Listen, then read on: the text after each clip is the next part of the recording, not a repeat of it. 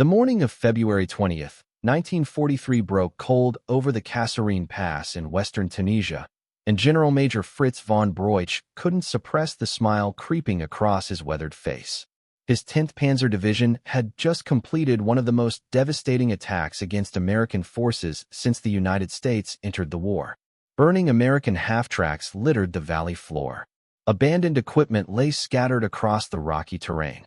And the vaunted American Army, which propaganda back home in the States had promised would crush the Wehrmacht with industrial might and democratic determination, had broken and run. Von Broich stood beside his command vehicle, field glasses pressed to his eyes, watching the retreating American columns disappear into the dusty haze. His operations officer, Major Hans Dietrich, approached with the latest casualty figures.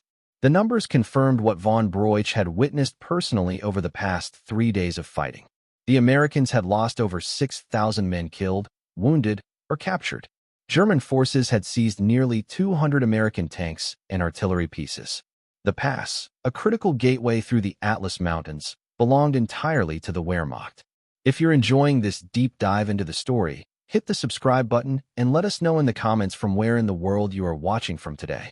The Americans fight like amateurs, von Broich remarked to Dietrich, lowering his field glasses. Brave enough, I'll grant them that.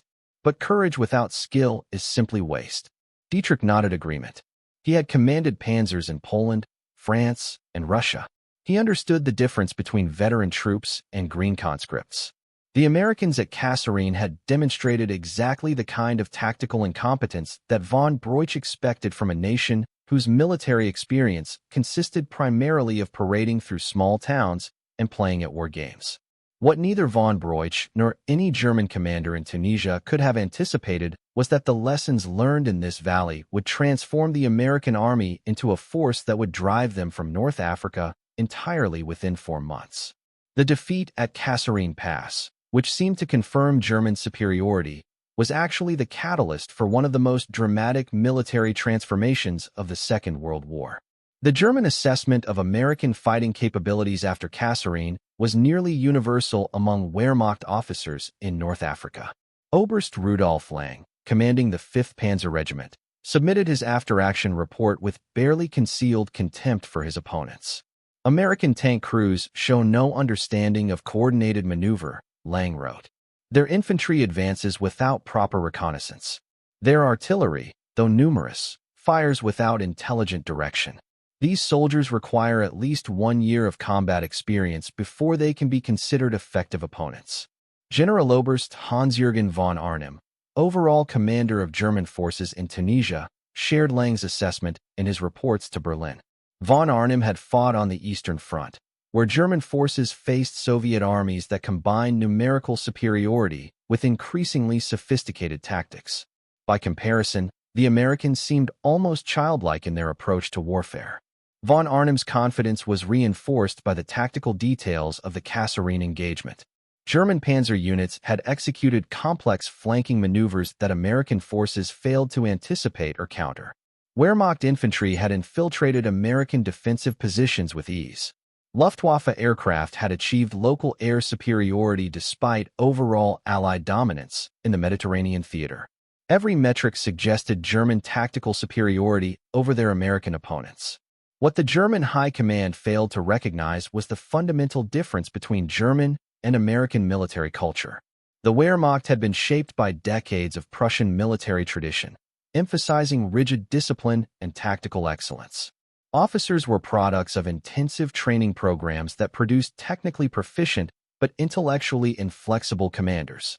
When German forces encountered unexpected situations, they responded with predetermined doctrine rather than creative adaptation. American military culture, by contrast, emphasized individual initiative and rapid learning. The United States Army of 1943 was indeed inexperienced and poorly coordinated, but it possessed something the Wehrmacht lacked: the institutional capacity to identify problems, develop solutions, and implement changes with remarkable speed. The American army that entered Kasserine Pass was not the same army that would emerge from North Africa 4 months later. Major General Lloyd Fredendall commanded American forces during the Kasserine disaster, and his performance exemplified the systemic problems plaguing the U.S. Army in Tunisia. Fredendall had positioned his headquarters 70 miles behind the front lines, dug into a canyon where engineers spent more time constructing protective bunkers than supporting forward units. He issued contradictory orders to subordinate commanders, broke up cohesive units to create ad hoc task forces, and demonstrated no understanding of the terrain or enemy capabilities. Lieutenant Colonel John Waters, commanding a tank battalion under Fredendall's 2nd Corps, found himself receiving orders that made no tactical sense. Waters was a West Point graduate who had studied armored warfare extensively, but his expertise was ignored by superior officers who viewed tanks as mobile artillery rather than maneuver weapons. When German panzers attacked through the pass, Waters' battalion was scattered across multiple positions, unable to concentrate firepower or conduct coordinated counterattacks. The American soldiers fighting at Kasserine were not cowards. Private James McBride, a rifleman with the 1st Infantry Division, watched German tanks approach his position and held his ground despite having no effective anti-tank weapons.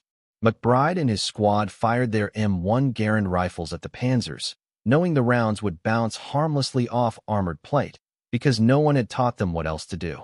When the position was overrun, McBride was captured along with dozens of other soldiers who had fought with desperate courage but no tactical sense.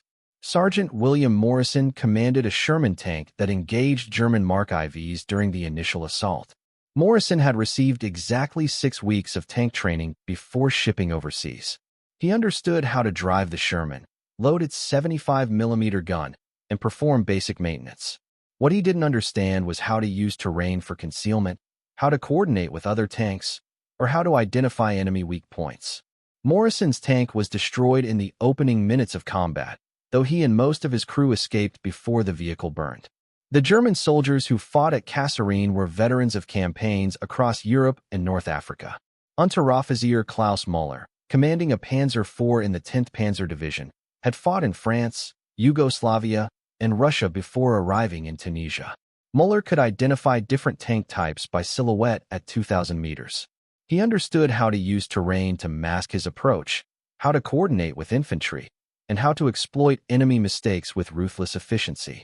When Müller's panzer destroyed Morrison's Sherman, it was the product of training and experience that gave German forces overwhelming tactical advantage.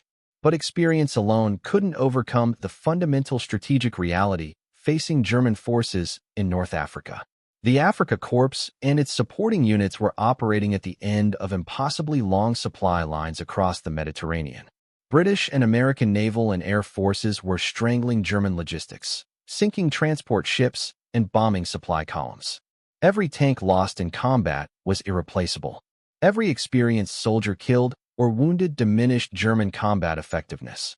American forces, by contrast, operated from secure bases in Algeria with direct access to Atlantic shipping lanes. Every week brought fresh troops, new equipment, and improved supplies. The industrial capacity of the United States was beginning to flood North Africa with material resources that dwarfed anything Germany could provide. American commanders might be inexperienced, American tactics might be crude, but American logistics were transforming the strategic balance in ways that tactical victories like Kasserine could not overcome. General Feldmarschall Erwin Rommel understood this reality better than most German officers in Tunisia. Rommel had commanded German forces in North Africa since 1941, achieving legendary status through a series of dramatic victories against British forces. But by February 1943, Rommel was exhausted, ill, and increasingly pessimistic about German prospects in the theater. He viewed the attack through Kasserine Pass not as a decisive victory, but as a temporary disruption of inevitable Allied advance. Rommel's assessment of American capabilities differed significantly from the triumphant reports filed by subordinate commanders. "The Americans are green troops," Rommel wrote in his personal diary after Kasserine. "They make beginners' mistakes and lack combat experience. But they learn quickly, and their material superiority grows daily." If you find this story engaging, please take a moment to subscribe and enable notifications. It helps us continue producing in-depth content like this. We can defeat them tactically, but strategic victory is impossible given our supply situation. Rommel's pessimism was not shared by the German high command in Berlin. Adolf Hitler and his senior military advisors viewed North Africa as a theater that could be held indefinitely through tactical excellence and defensive determination. The victory at Kasserine seemed to confirm that German forces could defeat Allied attacks despite numerical inferiority. Orders arrived from Berlin demanding aggressive offensive operations to drive the Allies back into Algeria. What Hitler and his generals failed to understand was that the Battle of Kasserine Pass had fundamentally changed the American approach to warfare in Tunisia. The defeat was so devastating, the tactical failures so obvious, that it triggered immediate and comprehensive reforms throughout the American command structure. Within days of the German withdrawal from Kasserine, General Dwight Eisenhower was implementing changes that would transform American combat effectiveness. The most significant change was the relief of General Fredendall from command. Eisenhower had personally visited the Second Corps headquarters during the battle and been appalled by what he found. Fredendall's elaborate bunker complex, his distance from the fighting, his confused orders, and his obvious panic under pressure convinced Eisenhower that American forces needed new leadership immediately. On March 6, 1943, Major General George Patton arrived in Tunisia to assume command of Second Corps. Patton was everything Fredendall was not: aggressive, experienced, and obsessed with combat effectiveness. He had studied armored warfare for decades, commanded tank units during the First World War, and possessed an intuitive understanding of how to use American material advantages to offset tactical inexperience. Patton's first actions as Corps commander revealed his priorities. He ordered all headquarters staff to wear helmets and carry weapons at all times. He eliminated the elaborate bunker system and moved command posts closer to the front.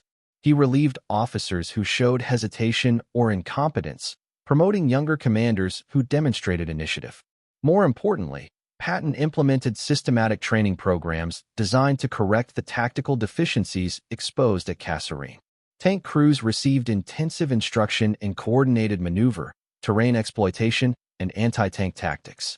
Infantry units practiced combined arms operations, learning how to work with tanks and artillery rather than fighting in isolation.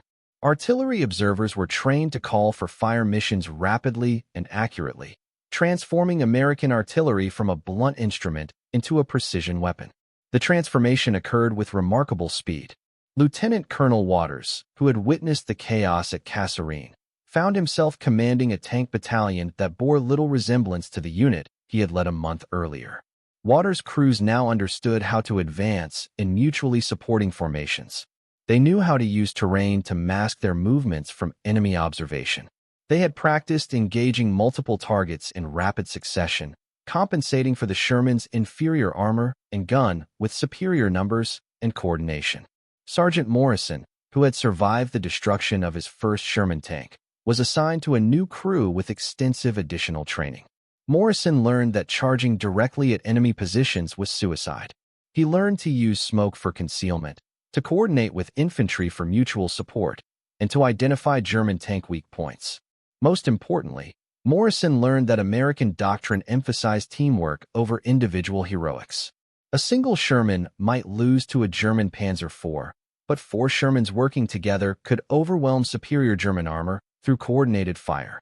The German forces in Tunisia, meanwhile, were experiencing the opposite trajectory. Supply shortages were becoming critical. Ammunition was rationed. Fuel allocations limited training and operations. Replacement troops arrived with minimal training, filling gaps left by casualties but diluting the veteran units that had made German forces so effective.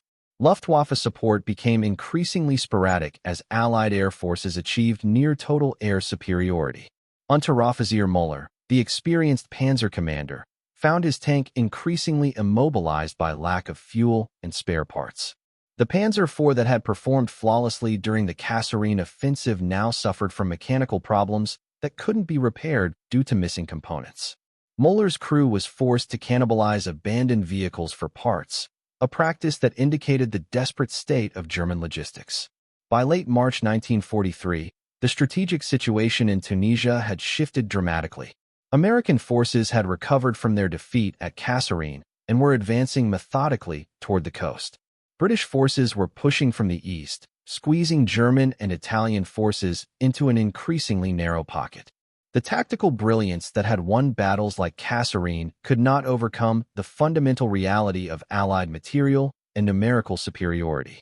The morning of March 17, 1943 found Oberst Rudolf Lang preparing defensive positions near El Guettar, a small town in central Tunisia that controlled critical road junctions leading to the coast. Lang had written dismissive reports about American capabilities after Kasserine, describing them as poorly trained conscripts who would require months of combat experience before posing a serious threat. Now, barely 4 weeks later, Lang was about to discover how catastrophically wrong his assessment had been. Lang's 5th Panzer Regiment had been reinforced to approximately 50 tanks, a mixture of Panzer IIIs and IVs supported by Italian armor and infantry.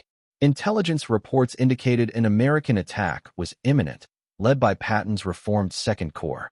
Lang felt confident his veteran crews could repeat their success at Kasserine, bleeding the Americans through superior tactics, while German engineers prepared fallback positions closer to the coast. What Lang didn't know was that the American force approaching El Guettar bore almost no resemblance to the disorganized units his panzers had destroyed a month earlier. Patton had personally overseen every aspect of the attack planning, from initial reconnaissance to artillery preparation to tank assault formations. American intelligence had identified German positions with surprising accuracy. American artillery had pre-registered fire missions on likely German approach routes. And American tank crews had spent the past month training specifically for the kind of engagement they were about to fight. The American attack began at dawn with a massive artillery barrage that caught German forces completely off guard. Lieutenant Colonel Waters, now commanding a tank battalion with confidence born of intensive training, led his Shermans forward in carefully coordinated waves. Waters' crews advanced using terrain for concealment, exactly as they had practiced. When German anti-tank guns opened fire, American artillery observers called for immediate counter-battery fire with precision that shocked German gunners. Lang watched the American attack develop with growing unease. These were not the same confused, poorly coordinated units he had fought at Kasserine. The American tanks moved with purpose and discipline. Their infantry supported the armor effectively, suppressing German defensive positions. Most disturbing, American commanders seemed to anticipate German tactical responses, positioning forces to counter German flanking movements before they developed. The Battle of El Guettar lasted 3 days and resulted in a decisive American victory. Lang's Panzer Regiment was forced to withdraw after losing more than 30 tanks, not to overwhelming force but to skillful tactics and superior coordination. German casualties exceeded 1,000 killed and wounded. American forces seized the town and secured the road junctions, opening a direct route toward the Tunisian coast. Lang's after-action report bore no resemblance to his earlier assessments. American forces have improved dramatically in all aspects of combat operations, he wrote. Their tactics are sound, their coordination effective, their material superiority overwhelming. We can delay but not stop their advance. Sergeant Morrison, whose Sherman had been destroyed at Kasserine, commanded a tank during the El Guettar offensive and survived multiple engagements with German armor. Morrison's crew worked as a cohesive team, using the tactics they had practiced relentlessly. When a German Panzer IV appeared at medium range, Morrison's gunner engaged while Morrison directed his driver to maneuver for a better angle. The coordination was seamless, professional, veteran. Morrison's Sherman fired 3 rounds, scored 2 hits, and forced the German tank to withdraw with mechanical damage. The transformation of American combat effectiveness between Kasserine and El Guettar represented one of the most dramatic military adaptations in modern warfare. In less than 1 month, American forces had corrected systemic problems that typically required months or years to address. The improvement wasn't due to better equipment or more experienced soldiers. It resulted from honest assessment of failures, systematic training to correct deficiencies, and aggressive leadership that demanded excellence. Unteroffizier Müller, the experienced German tank commander, fought at El Guettar and barely escaped with his life. Müller's Panzer IV was hit twice by American tank fire during a confused engagement where German forces were outmaneuvered and outfought. Müller managed to withdraw his damaged vehicle, but 7 of his crewmen from other tanks in his platoon were killed. The Americans who destroyed those panzers weren't lucky amateurs. They were competent soldiers who had learned their trade with frightening speed. Private McBride, who had been captured at Kasserine, was liberated when American forces overran the German prison compound near Guettar. McBride rejoined his unit and immediately noticed the dramatic change in professionalism and confidence. The same officers who had seemed confused and uncertain at Kasserine now issued clear orders and demonstrated tactical competence. The same sergeants who had appeared overwhelmed now moved with purpose and authority. By early April 1943, German commanders throughout Tunisia were submitting reports that acknowledged the transformation of American capabilities. Generalmajor von Broich, who had stood in triumph at Kasserine Pass, now found himself conducting desperate defensive operations against an enemy that seemed to have learned overnight how to fight effectively. Von Broich's 10th Panzer Division was being ground down through constant combat, losing tanks and experienced crews faster than replacements could arrive. The American offensive continued relentlessly through April. British forces advancing from the east linked up with American units pushing from the west, completely encircling German and Italian forces in northern Tunisia. The pocket contracted steadily as Allied forces applied overwhelming pressure from multiple directions. German supply lines, already tenuous, collapsed entirely. Fuel shortages immobilized armor units. Ammunition rationing limited artillery support. Food became scarce for both troops and the Tunisian civilians caught in the shrinking perimeter. Major Dietrich, von Broich's operations officer who had shared his commander's contempt for American soldiers after Kasserine, submitted increasingly desperate situation reports as April progressed. Allied forces demonstrate complete mastery of combined arms operations, Dietrich wrote on April 20th. Their artillery is devastating and accurately directed. Their air superiority prevents movement during daylight.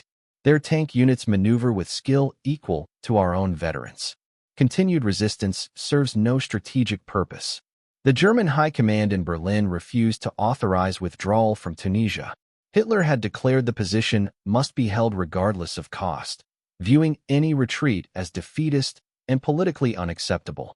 Orders arrived demanding counterattacks that German commanders knew were impossible given their depleted resources. Generaloberst von Arnim, who had confidently predicted continued German dominance after Kasserine, found himself commanding forces that existed primarily on paper. Units reported as combat effective had been reduced to skeleton strength. Tank battalions consisted of a handful of operational vehicles. Infantry divisions could barely muster regiment-sized forces. The final American offensive began on April 22, 1943. Patton's 2nd Corps, now a veteran formation that bore no resemblance to the defeated force at Kasserine, attacked toward Bizerta in coordination with British forces advancing toward Tunis. The attack was methodical, overwhelming, and professionally executed. American artillery saturated German positions. American tanks advanced in coordinated formations that German forces could not stop. American infantry cleared defensive positions with grim efficiency. Lieutenant Colonel Waters led his tank battalion through the final offensive with the confidence of a veteran commander. Waters' understanding of armored warfare had been forged through defeat at Kasserine and triumph at Guettar. He knew how to use American material advantages to offset German tactical sophistication. He understood that American doctrine emphasized overwhelming force concentrated at decisive points rather than elegant maneuver. Most importantly, Waters had learned to trust his soldiers, who had transformed from green conscripts into competent combat veterans in less than 3 months. The collapse of German resistance in Tunisia was swift and total. By May 6, 1943, Allied forces had captured Tunis and Bizerta, eliminating the last German strongholds. Remaining German and Italian forces were compressed into the Cap Bon Peninsula, a narrow strip of land offering no defensive advantages and no escape routes. On May 13, 1943, exactly 3 months after German victory at Kasserine Pass, the last Axis forces in North Africa surrendered. The statistics were staggering. More than 250,000 German and Italian soldiers entered captivity, including experienced veterans who had fought across multiple theaters. The Afrika Korps, legendary formation that had achieved dramatic victories under Rommel's command, ceased to exist. German losses included nearly 300 tanks, 1,000 artillery pieces, and irreplaceable combat aircraft. The Mediterranean had become an Allied lake, and the road to Sicily and Italy lay open. Generalmajor von Broich, who had stood triumphant at Kasserine Pass in February, surrendered his depleted command on May 12. Von Broich's 10th Panzer Division had been reduced to fewer than 20 operational tanks and less than 2,000 effective soldiers. In his final report before entering captivity, von Broich reflected on the dramatic reversal his forces had experienced. "We underestimated American capacity for rapid improvement," he wrote. "The soldiers we defeated at Kasserine learned from their mistakes with remarkable speed. By April, they were fighting with competence equal to veteran German formations. Our initial victories blinded us to the strategic reality of American material and numerical superiority." Oberst Lang, whose dismissive reports after Kasserine had epitomized German overconfidence, was captured near Bizerta. Lang had lost his entire panzer regiment through 3 months of constant combat against progressively more capable American forces. In post-war interviews, Lang admitted that German commanders had fundamentally misunderstood the nature of American military culture. "We assumed the Americans would require years to develop combat effectiveness," Lang explained. "Instead, they learned in weeks what took us years to master." Their willingness to adapt, to change tactics based on battlefield results, gave them decisive advantages that tactical skill alone could not overcome. Unteroffizier Müller survived the Tunisia campaign and entered a prisoner of war camp in Algeria. Müller had witnessed the entire transformation of American capabilities, from the chaos at Kasserine to the professional execution at El Guettar to the overwhelming final offensive. In conversations with fellow prisoners, Müller expressed grudging respect for the enemy who had defeated him. "The Americans at Kasserine were amateurs," he acknowledged, "but they learned faster than any force I encountered during the war. By the end, they were formidable opponents who used their material advantages intelligently."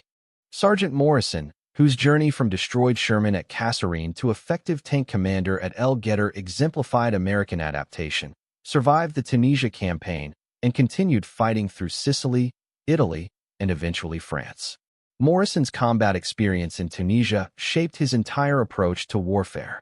He learned that courage without training was waste, that material advantages meant nothing without competent employment, and that the army that learned fastest would ultimately prevail regardless of initial disadvantages. Private McBride, captured at Kasserine and liberated at El Guettar, rejoined his unit and fought through the remainder of the North African campaign. McBride's experience illustrated the dramatic change in American infantry effectiveness. The confused conscript who had fired his rifle uselessly at German tanks in February had become a competent soldier who understood combined arms tactics, coordinated with supporting armor, and fought with the confidence born of proper training and effective leadership. Lessons about leadership and military effectiveness. Eisenhower understood that competent commanders mattered more than elaborate plans, that honest assessment of failures enabled rapid improvement, and that American military culture emphasized results over tradition. These insights shaped Eisenhower's command decisions throughout the European campaign and contributed significantly to ultimate Allied victory. The German High Command in Berlin drew precisely the wrong lessons from Tunisia. Rather than recognizing that American forces would continue improving while German capabilities declined, Hitler and his senior officers attributed the defeat to temporary logistical problems and individual commander failures. Orders were issued demanding more aggressive tactics, more fanatical resistance, and absolute refusal to conduct strategic withdrawals. This inflexible approach would cost Germany dearly in subsequent campaigns where tactical skill could not overcome strategic disadvantages. Field Marshal Rommel, evacuated from Tunisia before the final collapse due to illness, understood the implications of American improvement better than most German officers. Rommel had fought American forces from their initial deployment through their rapid adaptation. He recognized that the United States possessed the industrial capacity, population resources, and institutional flexibility to wage war on a scale Germany could not match. Rommel's pessimistic assessments were ignored by Hitler, who preferred to believe that German will and tactical excellence could defeat any opponent. The irony of Kasserine Pass was profound and tragic for German forces. The tactical victory that seemed to confirm Wehrmacht's superiority had actually triggered the transformation that ensured German defeat in North Africa. Had German forces performed less successfully at Kasserine, American commanders might have implemented changes more gradually. Instead, the shocking defeat created political pressure for immediate, comprehensive reforms that proved devastatingly effective. The 4 months between Kasserine Pass and the surrender in Tunisia represented one of the most dramatic reversals in military history. German forces that had destroyed American units in February found themselves overwhelmed by those same forces in May. The transformation wasn't miraculous or inexplicable. It resulted from systematic training, honest assessment of failures, aggressive leadership, and the institutional capacity to learn and adapt under fire. American soldiers who fought in Tunisia carried those lessons throughout the war. The veterans of Kasserine and Guettar understood that initial defeats could be overcome through determination and improvement. They knew that material advantages meant nothing without competent employment. Most importantly, they learned that the American military's greatest strength was its capacity for adaptation, the willingness to acknowledge mistakes and implement solutions regardless of pride or tradition. German soldiers who survived Tunisia and subsequent campaigns often reflected on the dramatic change they witnessed in American capabilities.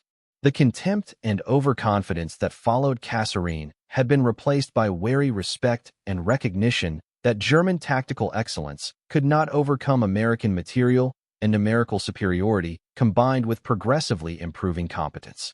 The statistical comparison between February and May 1943 tells the story in numbers that German commanders found increasingly difficult to ignore.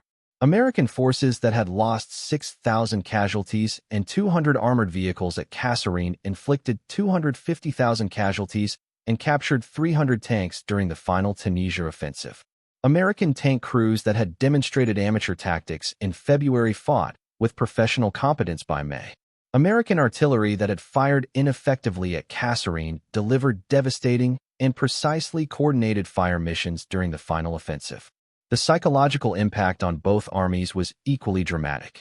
American forces gained confidence from their rapid improvement and ultimate victory. Soldiers who had experienced the humiliation of defeat and retreat at Kasserine finished the campaign with the justified pride of victorious professionals. This confidence would carry through subsequent campaigns in Sicily, Italy, and eventually France and Germany. German forces experienced the opposite trajectory. Soldiers who had felt invincible after Kasserine found themselves defeated and captured within 4 months.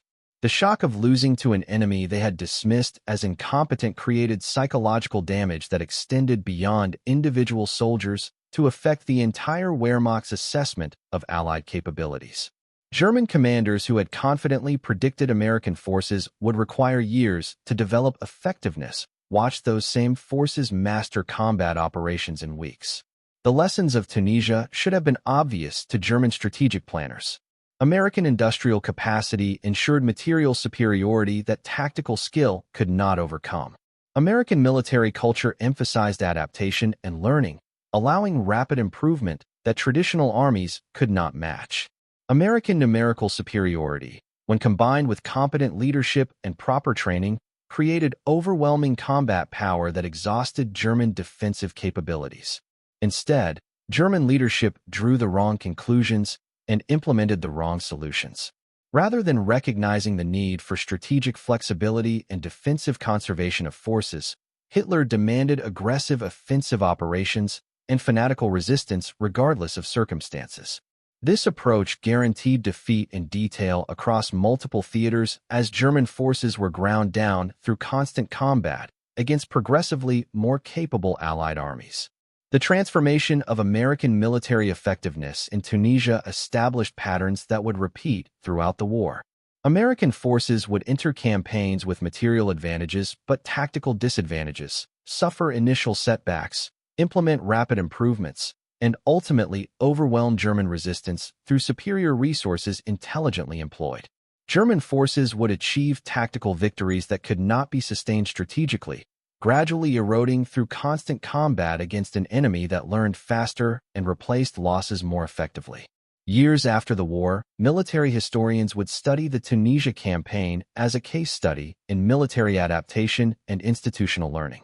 The rapid transformation of American forces from defeated amateurs at Kasserine to effective professionals at Guettar and triumphant victors in the final offensive demonstrated how quickly competent organizations could overcome initial disadvantages. The German failure to recognize and counter American improvement illustrated how rigid doctrine and overconfidence could blind even experienced commanders to changing battlefield realities. The German generals who had declared Americans couldn't fight after Kasserine Pass learned a painful lesson during the 4 months that followed. American soldiers could fight extremely well once properly trained, equipped, and led. The initial German victory at Kasserine had triggered exactly the transformation that ensured German defeat in Tunisia. The overconfident assessments of American capabilities that seemed justified in February proved catastrophically wrong by May. Thank you for watching. For more detailed historical breakdowns, check out the other videos on your screen now and don't forget to subscribe.